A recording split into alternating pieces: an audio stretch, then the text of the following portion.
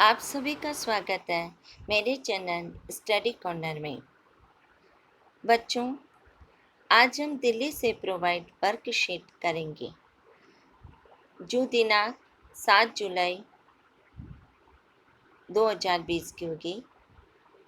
7 जुलाई 2020 की होगी और सब्जेक्ट होगा हमारा सोशल साइंस, जिसका पार्ट हम लेंगे इतिहास और जिसका लेसन नंबर 1 होगा फ्रांसीसी क्रांति और वर्कशीट नंबर होगी 1।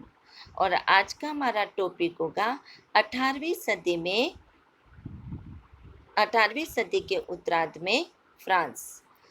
18वीं सदी के उत्तरार्ध में फ्रांस, यह आज का हमारा टॉपिक होगा। तो आज हम वीडियो स्टार्ट करने से पहले आप सभी मेरे चैनल को लाइक, शेयर एंड सब्सक्राइब जरूर करना।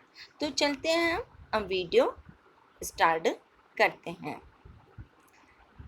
फ्रांसीसी समाज, सबसे पहले हम इस वर्कशीट को पढ़ते हैं। फ्रांसीसी समाज, फ्रांस एक राज्य है, वो फ्रांस राज्य है यूरोप का और इसी वजह से उसे फ्रांसीसी कहते हैं। फ्रांसीसी समाज में 3 वर्ग थे, प्रथम स्टेट, द्वितीय स्टेट और तृतीय स्टेट, जिसमें पादरी वर्ग, प्रथम स्टेट में कौन थे? पादरी वर्ग। और द्वितीय स्टेट में कौन थे? कुलीन वर्ग। द्वितीय स्टेट में कुलीन वर्ग थे। द्वितीय स्टेट में कुलीन वर्ग और तृतीय स्टेट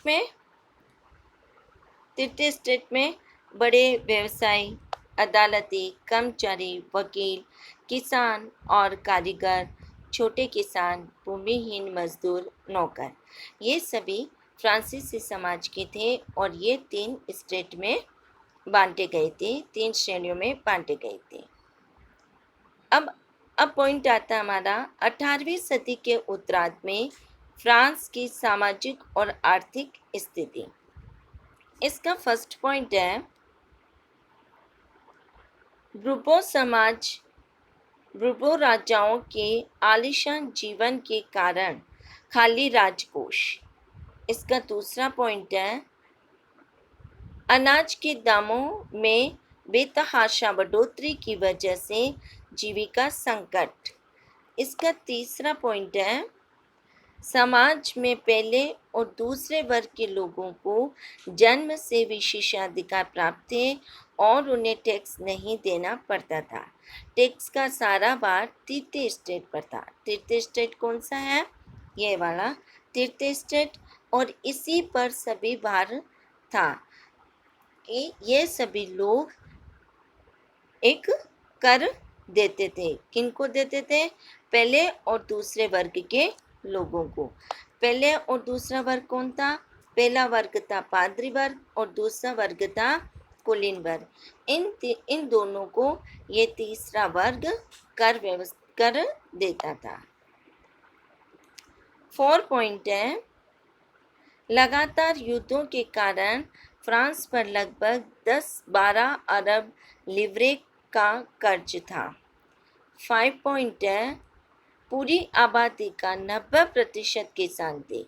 मतलब फ्रांस में जितनी भी आबादी थी, टोटल आबादी का 90% कौन थे? किसान थे।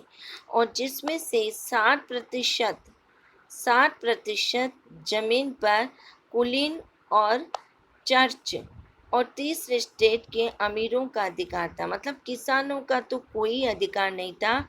जो 90% किसान थे उनका किसी भी तरह का कोई हिस्सा नहीं था, लेकिन जो 60% लोग थे उनका पूरी जमीन पर हिस्सा था। 60% लोगों का पूरी जमीन पर हिस्सा था और वही कर वसूल करते थे।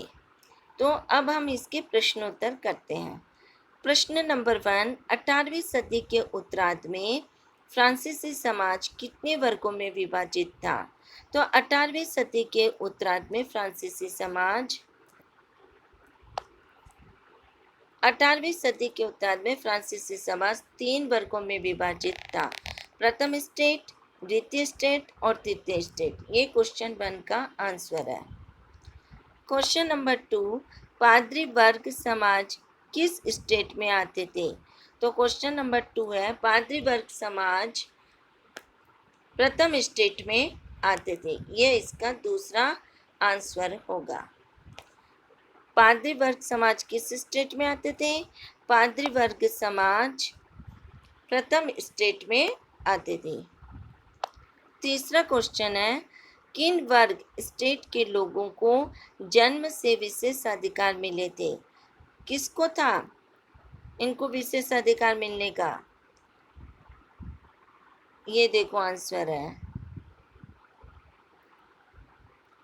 ये क्वेश्चन नंबर 3 का आंसर है।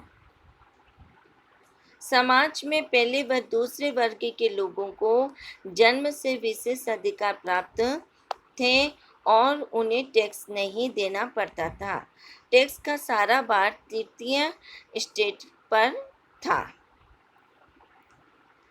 क्वेश्चन नंबर 4, फ्रांस का राजकोष खाली क्यों हो गया था? क्वेश्चन नंबर 4 का आंसर है, फ्रांस का राजकोष क्यों खाली हो गया था? ये क्वेश्चन नंबर 4 का आंसर है।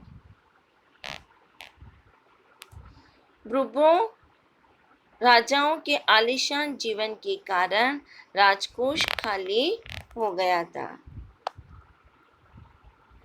क्वेश्चन नंबर 5, फ्रांसीसी क्रांति के समय जिस प्रकार की कर व्यवस्था थी, क्या आज भी वैसी ही स्थिति है?